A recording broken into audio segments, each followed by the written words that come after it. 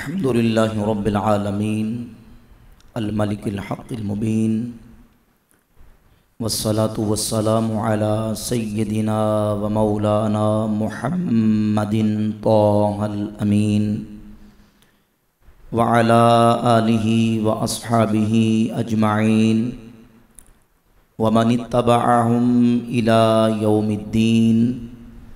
اما بعد فاعوذ باللہ من الشیطان الرجیم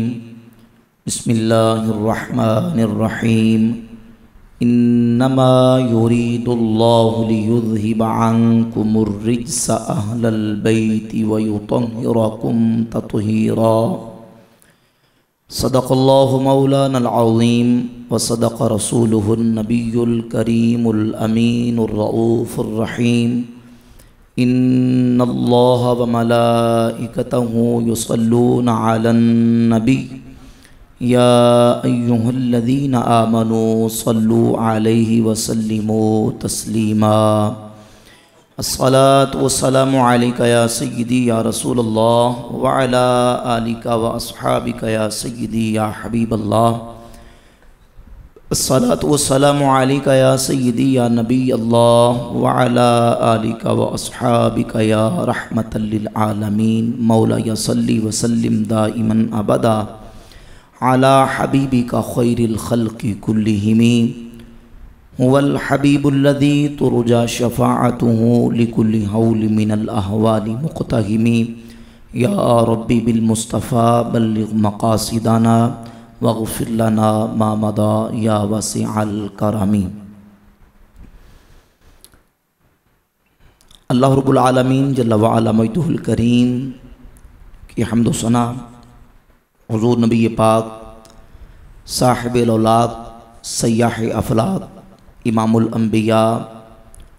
حبیب کبریاء احمد مجتبیٰ سیدنا محمد مصطفیٰ صلی اللہ تعالی علیہ وعلی آلہ و اصحابہ وبارک وسلم کی بارگاہ اقدس میں درود و سلام کا ہدیہ پیش کرنے کے بعد معزز و محتشم سامعین و حاضرین برادران اسلام، آج بحمد اللہ تعالی ہماری ماہانہ درس قرآن و حدیث جہلم کی 36ویں محفل پاک ہے، 36واں درس ہے جس میں ہم شرکت و حاضری کی سعادت حاصل کر رہے ہیں۔ آج کے ماہانہ درس قرآن و حدیث کا عنوان آپ نے اشتہار کے ذریعے سے ملاحظہ فرما لیا۔ امام علی مقام سید الشہداء امام حسین رضی اللہ تعالی عنہ کی شہادت احادیث میں انشاءاللہ تبارک و تعالی اس عنوان اور موضوع پر آج ہمارا درس ہے۔ بحمد اللہ تعالی ہم اہل سنت و جماعت قرآن و سنت کی روشنی میں ایسا مبارک اور پاکیزہ عقیدہ رکھتے ہیں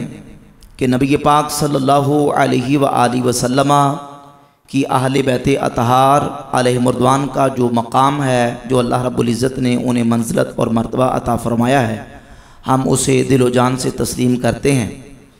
اور نبی پاک صلی اللہ علیہ وآلہ وسلم کی ذات اقدس کے ساتھ نسبت رکھنے والی جو بھی ہستیاں ہیں، ہم ان کی تعظیم و توقیر اور ان کی محبت کو ایمان سمجھتے ہیں۔ محرم الحرام شریف کے مہینے کے اندر بالخصوص اور بالعموم پورا سال بحمد اللہ تعالی ہم اہل بیت اطہار کا تذکرہ اور ان کے تذکار جمیلہ کر کے اپنے ایمان کو تازہ کرتے ہیں۔ بالخصوص محرم الحرام شریف کے مہینے کے اندر سید الشہداء امام علی مقام امام حسین رضی اللہ تعالیٰ عنہ کی عظمت و شان اور آپ کے فضائل و مناقب بیان کیے جاتے ہیں۔ جو آیہ مبارکہ سورۃ الاحزاب کی میں نے پڑھی ہے، اسی آیت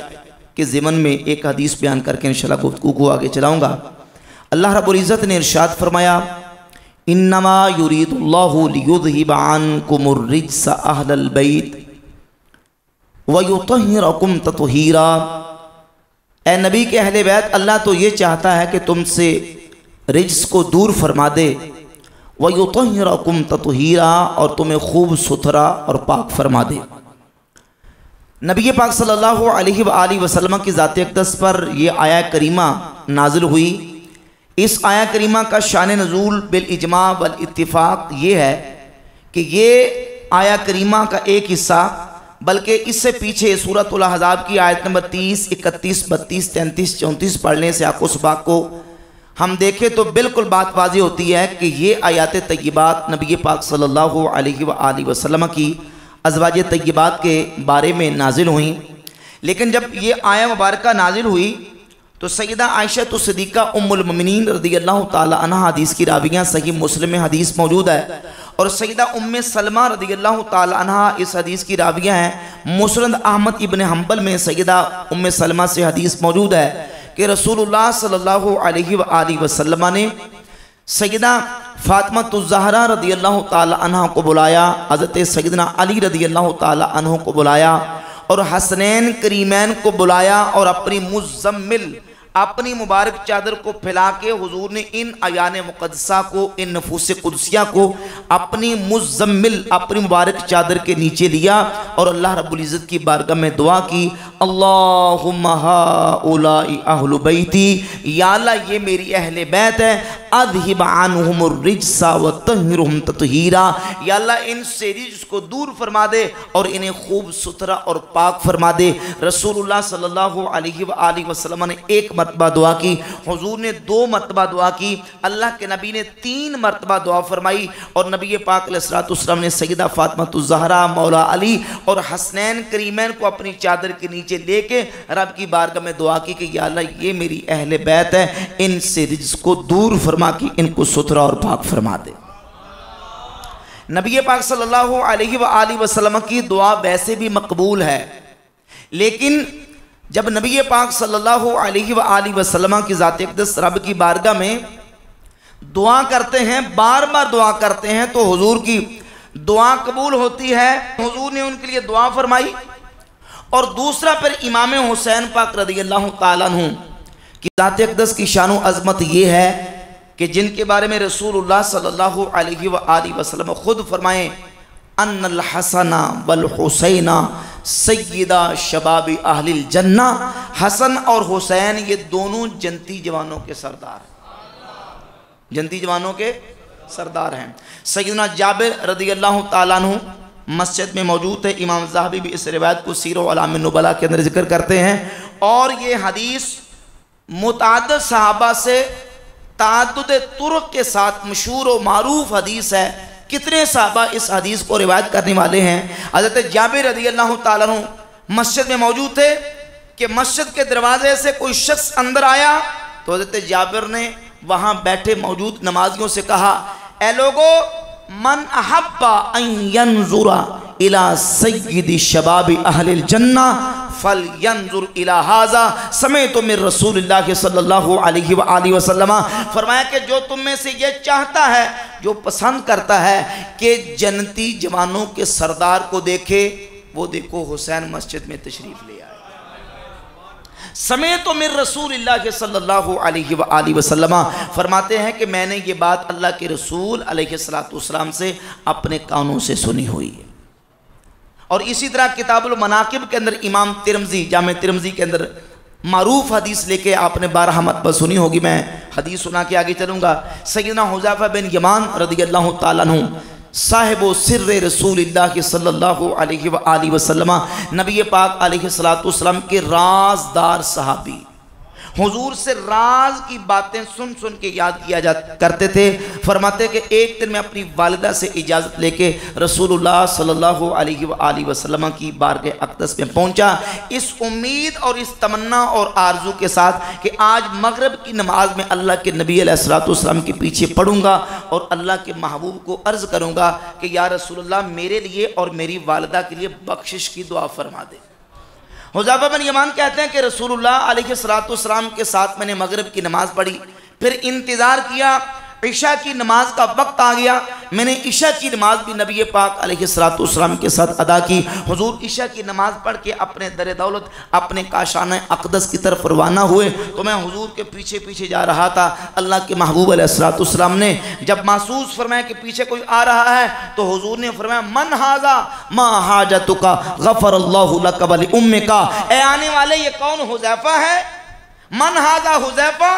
یہ پیچھے حذیفہ آ رہا ہے، ما حاجتک غفر اللہ لک ولی امک، اے آنے والے حذیفہ کیا کام ہے، کس مقصد کے لیے آئے ہو؟ اللہ تیری اور تیری والدہ کی بخشش فرما دے۔ ارادہ یہ کر کے آئے تھے کہ حضور کی بارگاہ میں عرض کروں گا کہ محبوب میرے لیے اور میری والدہ کے لیے بخشش کی دعا فرما دیں۔ ابھی آ کے کہا نہیں، ابھی نبی پاک علیہ السلام کی بارگاہ اقدس میں آ کے گزارش نہیں کی۔ اللہ کے غیب دان محبوب، اللہ کی عطا سے غیب جاننے والے حضور نبی پاک علیہ السلام نے ان کے مانگے بغیر، کہے بغیر کہا، فرمایا ما حاجتک غفر اللہ لک ولی امک، اے آنے والے حذیفہ کیا کام ہے، اللہ تیری اور تیری والدہ کی بخشش فرما دے۔ تو حضور نے بن مانگے ان کو عطا فرما دی، بن مانگے ہی عطا فرما دی۔ اعلیٰ حضرت امام اہل سنت رحمۃ اللہ فرماتے ہیں مانگیں گے مانگے جائیں گے، منہ مانگی پائیں گے، سرکار میں نہ لا ہے نہ حاجت اگر کی ہے۔ ذرا محبت سے کہیں سبحان اللہ۔ امام فرماتے ہیں مانگیں گے مانگے جائیں گے، منہ مانگی پائیں گے، مانگیں گے مانگے جائیں گے، منہ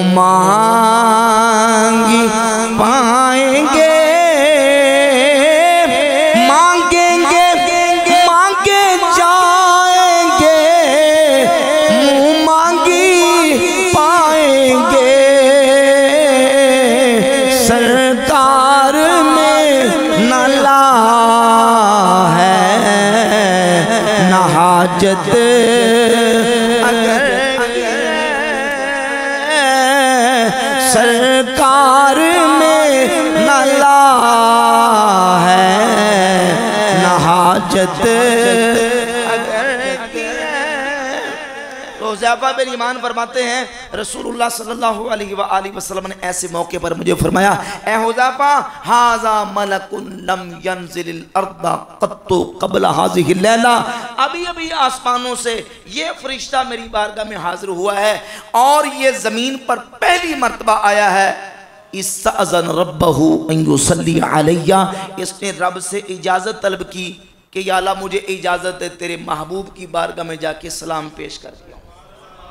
حدیث میں لفظ ہے استأذن ربہ ان یصلی علیہ، اس نے رب سے اجازت مانگی کہ یہ میرے اوپر درود بھیجے اور وَيُبَشِّرَنِي، اور یہ آسمانوں سے خوشخبری فرشتہ لے کے آیا ہے بِأَنَّ فاطمہ سیدۃ النساء اہل الجنہ، کہ میری بیٹی فاطمہ جنتی عورتوں کی سردار ہے، وَأَنَّ الْحَسَنَ وَالْحُسَيْنَ سیدہ شباب اہل الجنہ، اور حسن اور حسین دونوں جنتی جوانوں کے سردار۔ بولیے جنتی جوانوں کے سردار ہیں۔ ایک تو وہ جن کے لیے رسول اللہ صلی اللہ علیہ وآلہ وسلم نے دعا کی، یا اللہ یہ میری اہل بیت ہے، ان سے رزق کو دور فرما دے، انہیں ستھرا فرما دے، اور دوسرا یہ کہ جن کو زبان رسالت نے اور اللہ نے آسمان سے فرشتہ بھیج کے یہ اعلان کروا دیا کہ حسن اور حسین جنتی جوانوں کے سردار ہیں، جو جنتی جوانوں کا سردار بھی ہو، جن سے اللہ نے رزق کو دور بھی فرما دیا ہو، آپ بتاؤ کہ وہ مسلمانوں کے اندر نعوذ باللہ تعالیٰ کو فتنے والی بات کر سکتا ہے؟ کوئی نعوذ باللہ تعالیٰ کوئی اس طرح کا جرم یا اس طرح کا بے باکانہ رویہ اختیار کر سکتا ہے؟ نہیں بھائی، ہم تو اللہ کے ولیوں کے بارے میں بھی یہ عقیدہ رکھتے ہیں کہ اللہ کے ولی وہ ہوتے ہیں جنہیں اللہ کبیرہ گناہوں سے محفوظ رکھتا ہے۔ بولے کبیرہ گناہوں سے؟ جو عام اللہ کا ولی ہے وہ بھی کبیرہ گناہ سے محفوظ ہے، تو امام حسین تو ولیوں کے سردار ہیں، حسین پاک تو ولیوں کے سردار ہیں، لہذا کوئی ایسا جرم یا ایسا گناونا کام امام علی مقام سید الشہداء رضی اللہ تعالیٰ کی ذات اقدس جو ہیں ان کے بارے میں اس طرح کی نسبت کرنا یہ کسی سید العقیدہ مسلمان کا کام نہیں ہو سکتا۔ اب ہم نے واقعہ کربلا ہو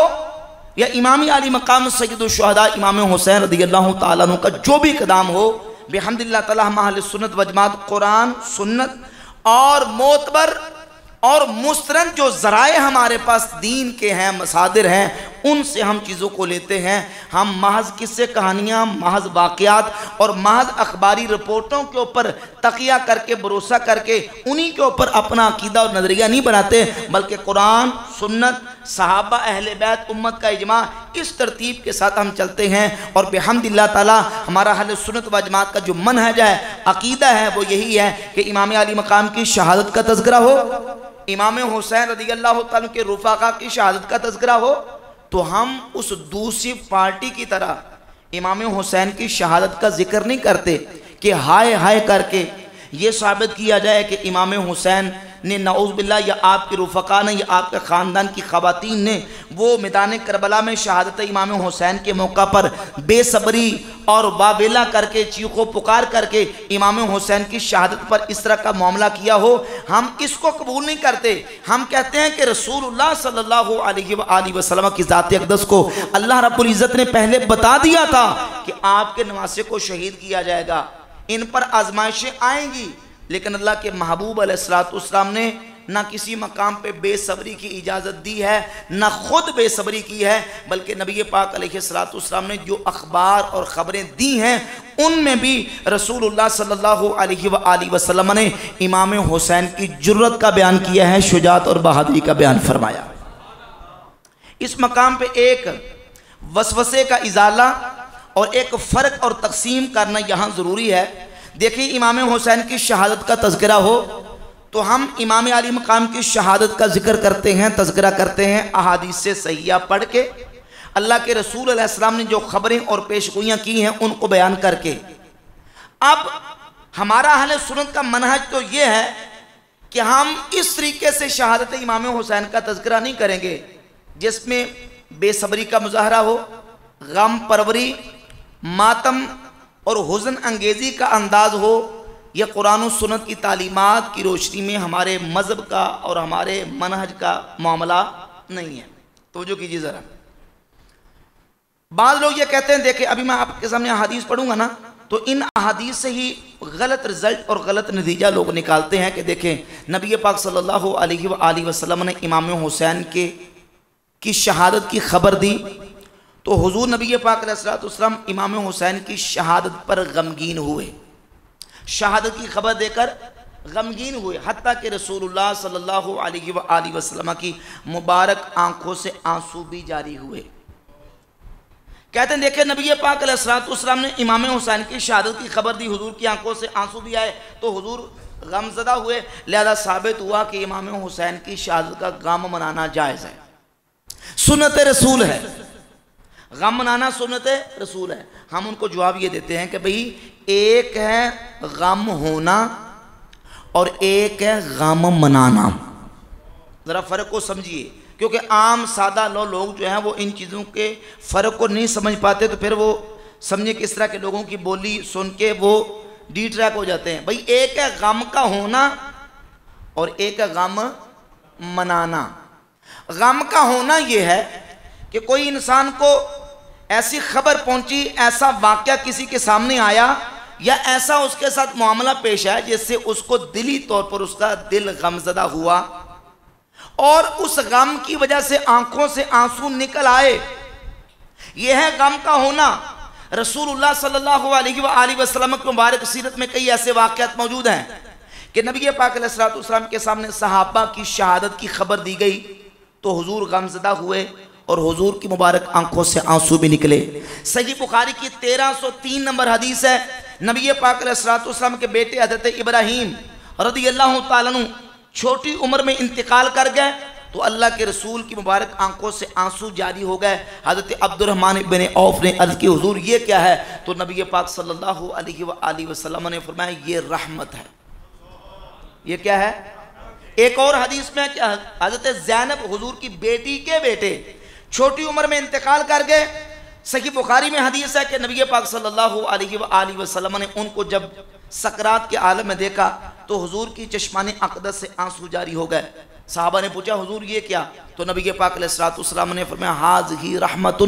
جعلہ اللہ فی قلوب عبادہ، یہ وہ رحمت ہے جو اللہ نے اپنے بندوں کے دلوں کے اندر رکھی ہے. اور حضرت ابراہیم آپ کے بیٹے وفات پائی 1303 نمبر حدیث بخاری کی تو نبی پاک صلی اللہ علیہ وآلہ وسلم نے فرمایا ان العین تدمع والقلب یحزن، آنکھ آنسو بہاتی ہے، دل مغموم ہے، ولا نقول الا ما یرضی ربنا،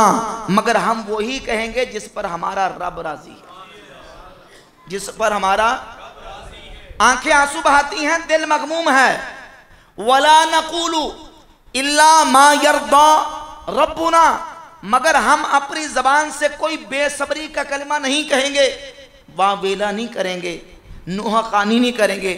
اور مرثیہ خوانی نہیں کریں گے۔ اس حدیث کی تشریح میں سارا کچھ آتا ہے۔ وَلَا نَقُولُ إِلَّا مَا يَرْضَى رَبُّنَا، ہم وہی کہیں گے جس پر ہمارا رب راضی ہے۔ یعنی مصیبت آ جائے تو مومن کو حکم کیا دیا گیا، طریقہ کیا ہے، قرآن نے بتایا الَّذِينَ إِذَا أَصَابَتْهُمْ مصیبت قالوا انا للہ و انا الیہ راجعون، کہ جب ان پر کوئی مصیبت آتی ہے تو وہ کیا کہتے ہیں، انا للہ و انا الیہ راجعون، ہمیں اس کا حکم دیا گیا ہے۔ اور مصیبت کے آنے پر بے صبری اور واویلا یا زبان کے ساتھ کوئی ایسا کلمہ کہنے کی شریعت نے ہمیں اجازت نہیں دی، ہم اتنا کہیں گے جتنا ہمارے رب نے ہمیں اجازت دی اور جس پر ہمارا رب راضی ہے۔ تو نبی پاک صلی اللہ علیہ وآلہ وسلم نے جیسے حضرت ابراہیم کی وفات پر حضور کی آنکھوں سے آنسو نکلے، حضور کی بیٹی سیدہ زینب کے بیٹے کی وفات پر نبی پاک علیہ السلام کی آنکھوں سے آنسو نکلے، اسی طرح رسول اللہ صلی اللہ علیہ وآلہ وسلم نے جب امام علی مقام سید الشہداء امام حسین اپنے نواسے رضی اللہ تعالی عنہ کی شہادت کی نبی پاک صلی اللہ علیہ وآلہ وسلم نے خبر دی، تو نبی پاک علیہ السلام کی مبارک چشمان اقدس سے آنسو جاری ہوئے۔ مسند احمد ابن حنبل میں حدیث موجود ہے، امام احمد ابن حنبل اس حدیث کو اپنی مسند میں ذکر کرتے ہیں کہ عبداللہ بن نجیح ان کے والد بیان کرتے ہیں انہو سارا مع علی رضی اللہ عنہ وکانا صاحبہ مطہرتہ، عبداللہ بن نجیح کے والد مولا علی پاک کے سفر میں ساتھ شریک تھے، ایک مقام نینوا کا مقام آیا، وہ مولا علی کے ساتھ جا رہے تھے، تو مولا علی پاک رضی اللہ تعالیٰ ایک مقام پہ ٹھہرے اور کہا اصبر ابا عبداللہ، اصبر ابا عبداللہ، بشت الفرات، فرات کے ایک سائڈ پہ کنارے پہ مولا علی پہنچے اور کہا اے ابو عبداللہ صبر کر صبر کر، قلت ماذا قالا، تو کہتے ہیں میں نے کہا کہ یا علی اے امیر المومنین یہ کیا ہے، قال دخلت علی النبی صلی اللہ علیہ وآلہ وسلم، تو مولا علی نے اس موقع پر رسول اللہ صلی اللہ علیہ وآلہ وسلم کے ساتھ جو معاملہ پیش آیا اس کو بیان فرمایا۔ کہتے کہ میں ایک دفعہ نبی پاک علیہ السلام کی بارگاہ اقدس میں موجود تھا، ذات یومن وعیناہ تفیدان، کہ حضور کی مبارک چشمان اقدس سے آنسو جاری تھے، قلت یا نبی اللہ اغضبک احد ما شأن عینیک تفیدان، حضور کیا آپ کو کسی نے غصہ دلایا ہے، آپ کی آنکھوں سے یہ آنسو کیوں جاری ہیں؟ تو نبی پاک علیہ السلام نے فرمایا بل قام من عندی جبریل قبلو، کہ اے علی ابھی ابھی اس سے پہلے جبریل میری بارگاہ میں حاضر ہوئے تھے، فحدثنی، اور انہوں نے آ کے مجھے یہ بتایا ان الحسین یقتل بشت الفرات، کہ میرا حسین فرات کے کنارے ان کو قتل کیا جائے گا۔ قال فقال هل لك الى ان اشمك من تربته، تو جناب جبریل نے حضور کی بارگاہ میں عرض کی اللہ کے رسول آپ اگر چاہیں تو میں اس مقام کی آپ کو مٹی آپ کی بارگاہ میں پیش کروں، آپ کو سنگاؤں؟ قلت نعم، تو میں نے کہا ہاں۔ فمد یدہ فقبض قبضۃ من تراب، تو حضرت جبریل نے ہاتھ بڑھایا اور ایک مٹی کی مٹھی فآتانیہا، وہ مجھے دی، فلم املک عینی انفادتا، فرمایا کہ میں اپنی آنکھوں پر کنٹرول نہ رکھ سکا حتیٰ کہ میری آنکھوں سے آنسو جاری ہو گئے۔ رسول اللہ صلی اللہ علیہ وآلہ وسلم نے امام حسین کی شہادت کی خبر دی، یہ خبر دینا بھی اس بات کی دلیل ہے کہ امام علی مقام رضی اللہ تعالیٰ کی اللہ کے محبوب علیہ السلام نے اس شہادت کو شہادت ہی کر کے بیان کیا ہے۔ نعوذ باللہ ناصبیوں کا جو نظریہ ہے اور یزیدیوں کا جو نظریہ ہے کہ نعوذ باللہ امام حسین جو ہے وہ بغاوت پہ اتر آیا اور نعوذ باللہ ایک رکھنا اور فتنہ ڈالا، ان کا موقف اس حدیث سے باطل قرار پاتا ہے۔ اور اس کے علاوہ ام المومنین سیدہ ام سلمہ رضی اللہ تعالیٰ عنہ سے مسند احمد ابن حنبل کے اندر اور مسند ابی یعلا کے اندر حدیث موجود ہے، اور یہ حدیث اس پر محققین اور علماء نے اس پر تحقیم کرتے ہوئے اس حدیث کو صحیح قرار دیا ہے۔ سیدہ ام سلمہ فرماتی ہیں کہ نبی پاک علیہ السلام میرے حجرہ کے اندر موجود تھے کہ رسول اللہ صلی اللہ علیہ وآلہ وسلم نے مجھے کہا یا ام سلمہ احفظی علینا الباب، اے ام سلمہ دروازے کی آپ نے حفاظت کرنی ہے، کسی کو اندر نہیں آنے دینا۔ فجاء الحسین، تو فرماتی ہے کہ حضرت حسین آئے، فاقتحم وجعل يتوثب علی النبی صلی اللہ علیہ وآلہ وسلم، حسین فوراً آئے اور کود کے دروازے سے اندر داخل ہو گئے، ورسول اللہ یقبلہ، نبی پاک علیہ السلام کی بارگاہ میں حضرت حسین آئے تو اللہ کے نبی نے ان کو بوسہ دیا۔ قال الملک اتحبہ، حضور کی بارگاہ میں اندر حجرہ میں ایک فرشتہ آیا ہوا تھا، فرشتہ رسول اللہ سے کہنے لگا اے اللہ کے نبی کیا آپ ان کو محبوب رکھتے ہیں؟ قال نعم، تو نبی پاک علیہ السلام نے فرمایا ہاں یہ میرے محبوب ہیں، میں ان سے محبت کرتا ہوں۔ تو عرض کی ان امتک ستقتلہ ان شئت اریتک المکان الذی یقتل فیہ، اے اللہ کے محبوب آپ کا یہ جو نواسہ ہے اس کو آپ کی امت شہید کرے گی، اگر آپ چاہیں تو جس مقام پر ان کو شہید کیا جائے گا میں آپ کو اس مقام اور اس جگہ کی مٹی پیش کروں۔ تو نبی پاک علیہ السلام کی بارگاہ میں اس فرشتے نے مٹی پیش کی۔ قال ثابت بنانی کہتے ہیں کننا نقول انہا کربلا، تو کہتے ہیں کہ ہم یہ کہتے ہیں کہ وہ مٹی جو حضور کی بارگاہ میں پیش کی وہ کربلا کی مٹی تھی جہاں امام حسین رضی اللہ تعالیٰ عنہ کی شہادت کا واقعہ پیش آیا۔ تو نبی پاک صلی اللہ علیہ وآلہ وسلم کی زوجہ ام سلمہ رضی اللہ تعالیٰ عنہ نے بھی یہ خبر امت تک پہنچائی کہ حضور نے امام حسین کی شہادت کی خبر دی۔ اور ایک اس سلسلہ میں اور حدیث جو کہ صحیح درجے کی حدیث ہے، سیدنا عبداللہ ابن عباس رضی اللہ تعالی عنہما سے مسند احمد ابن حنبل کے اندر امام احمد ابن حنبل حدیث لے کے ہے۔ عبداللہ ابن عباس فرماتے ہیں کہ میں نے ایک دن خواب میں دوپہر کے بالکل دوپہر کے نصف النہار کے وقت رسول اللہ صلی اللہ علیہ وآلہ وسلم کی زیارت کی، اشعث اخبرہ، کہ اللہ کے رسول علیہ السلام کے بال مبارک بکھرے ہوئے تھے اور آپ کے جسم اقدس پر گرد پڑی ہوئی تھی، معہ قارورۃ فیہا دم یلتقطہ او یتتبع فیہا شیئا، نبی پاک صلی اللہ علیہ وسلم کے پاس ایک شیشی تھی جس کو اللہ کے رسول علیہ السلام جس میں خون جمع کر رہے تھے اور خون تراش کر کے اس میں ڈال رہے تھے۔ قال قلت یا رسول اللہ، میں نے عرض کیا اللہ کے رسول ما ھذا، حضور یہ کیا ہے؟ تو نبی پاک علیہ السلام نے فرمایا دم الحسین و اصحابہ لم ازل اتتبعہ منذ اليوم، فرمایا کہ یہ حسین اور حسین کے ساتھیوں کا خون ہے، آج سارا دن میں حسین اور حسین کے ساتھیوں کا خون جمع کرتا رہا۔ عمار راوی کہتے ہیں فحفظنا ذالک اليوم فوجدناہ قتل ذالک اليوم، ہم نے اس دن کو یاد رکھا جس طرح حضرت عبداللہ ابن عباس کو نبی پاک صلی اللہ علیہ وآلہ وسلم کی خواب میں زیارت ہوئی تھی، تو فرماتے ہم نے یاد رکھا وہ وہی دن تھا جس طرح امام حسین کی کربلا میں شہادت واقع ہوئی تھی۔ تو یہ اخبار صحیحہ اور صحیح احادیث امام حسین رضی اللہ تعالیٰ عنہ کی شہادت کا ذکر و بیان اس پہ موجود ہے، اور یہ احادیث یہ بتاتی ہیں کہ نبی پاک علیہ السلام نے خبر بھی دی ان کی شہادت کی، اور امام حسین کے موقف کی رسول اللہ علیہ السلام نے گویا کہ تائید بھی فرما دی۔ اور اس حدیث سے جو مسند احمد کی سیدنا عبداللہ ابن عباس کی حدیث ہے، اس سے ہمارا اہل سنت و جماعت کا عقیدہ بھی واضح ہوا کہ نبی پاک علیہ السلام کی ذات اقدس کو اللہ رب العزت نے یہ تصرف کی طاقت عطا فرمائی ہے کہ حضور اپنے غلاموں میں سے جس غلام کو چاہیں اپنی دید عطا فرما سکتے ہیں۔ صحیح بخاری کے اندر حدیث ہے، صحیح حدیث نبی پاک علیہ السلام نے فرمایا من مرآ فی المنام فسیرانی فی الیقظۃ، جس نے مجھے خواب میں دیکھا ان قریب وہ مجھے جاگتے ہوئے بیداری کی حالت میں بھی دیکھے گا۔ اس کی تشریح میں محدثین اور علماء نے لکھا کہ جس نے خواب کی حالت میں رسول اللہ صلی اللہ علیہ وسلم کی زیارت کی، اللہ کے محبوب علیہ السلام کو اللہ رب العزت یہ شان دی ہے کہ وہ اپنے جسم مثالی کے ساتھ جہاں تشریف لے جانا چاہیں لے جا سکتے ہیں، اور حضور اپنے غلاموں کو اپنا دیدار بھی عطا فرما سکتے ہیں۔ اگر ہم کسی بعد والے امت کے ولی کا ذکر کریں تو یہ کہیں گے کہ ہو سکتا ہے کہ اس ولی نے کسی اور شخصیت کو خواب میں دیکھا ہو اور وہ کہہ دے کہ میں نے اللہ کے نبی کو دیکھا ہے۔ عبداللہ بن عباس تو وہ ہے نا جنہوں نے خود حقیقت میں دنیاوی زندگی میں نبی پاک علیہ السلام کی زیارت کی ہوئی ہے، جب خواب میں حضور کو دیکھ رہے ہیں تو صحیح بخاری کی حدیث کہتی ہے کہ جس نے خواب میں رسول اللہ کو دیکھا وہ بیداری کی حالت میں بھی،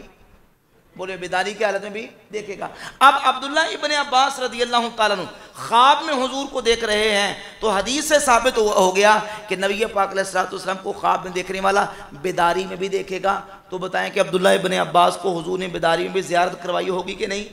یقیناً کروائی ہوگی۔ اور وہ کس طرح کروائی ہوگی؟ وہ اسی طرح یا تو یہ کہ حجابات دور ہو گئے ہوں گے، یا یہ کہ نبی پاک علیہ السلام جس میں مثالی کے ساتھ اپنے صحابہ علیہ مردوان کو اپنی زیارت سے مشرف فرماتے ہوں گے۔ ان احادیث سے امام علی مقام سید الشہداء رضی اللہ تعالیٰ عنہ کی شہادت کی خبر بھی ہمیں معلوم ہوتی ہے، اور اس سے ایک وسوسے کا میں نے ازالہ بھی کر دیا کہ جو لوگ یہ کہتے ہیں کہ دیکھیں اللہ کے نبی علیہ السلام نے امام حسین کا غم منایا لہذا غم حسین منانا سنت ہے تو ہر سال محرم میں غم منانا چاہیے، اس وسوسے کا جواب بھی ہو گیا کہ غم ہونا اور چیز ہے اور غم منانا، بولے غم منانا اور چیز ہے۔ آج بھی ہم کہتے ہیں کہ بھئی امام حسین پاک کی شہادت کا تذکرہ، آپ کے اوپر ہونے والے جو مصائب اور آپ کے اوپر ہونے والے جو مظالم ہیں ان کا ذکر سن کے کسی کی آنکھوں سے اگر آنسو نکل آتے ہیں تو ہم اس کو ناجائز نہیں کہتے، وہ ناجائز نہیں ہے، بلکہ اعلیٰ حضرت امام اہل سنت امام احمد رضا خاں محدث بریلوی رحمۃ اللہ تعالی علیہ آپ فرماتے ہیں کون سا سنی مسلمان ہے جسے امام حسین کی شہادت کا غم نہیں؟ اگر اسے امام حسین کی شہادت کا غم نہیں تو اسے بے غم نہیں رہنا چاہیے، اسے اس بات پر غم کرنا چاہیے کہ اسے غم کیوں نہیں، اس بات پر غم کرنا چاہیے کہ اسے غم کیوں نہیں، کیونکہ جسے امام حسین کی شہادت کا غم نہیں اس کی محبت ناقص ہے، اور جس کی محبت ناقص ہے اس کا ایمان ناقص ہے۔ ہر مسلمان کو امام حسین کی شہادت کا غم ہے،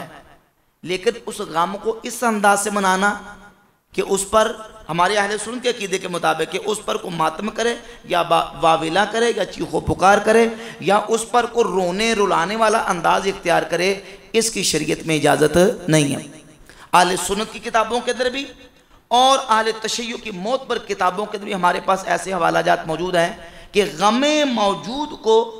مٹانے اور اس پر صبر کرنے کا حکم دیا گیا ہے۔ نہج البلاغہ کے اندر مولا علی پاک رضی اللہ تعالیٰ عنہ کا بیان موجود ہے، جب نبی پاک صلی اللہ علیہ وآلہ وسلم کا وصال اقدس ہوا تو مولا علی حضور کی مبارک چارپائی کے قریب آئے تو آ کے حضور کی بارگاہ میں عرض کرنے لگے، یا رسول اللہ لولا انک امرت بالصبر ونہیت عن الجزع لانفذنا علیک ما اشعون، حضور اگر آپ نے کسی مصیبت کے آنے پر صبر کا حکم نہ دیا ہوتا اور جزا فضا سے روکا نہ ہوتا تو آپ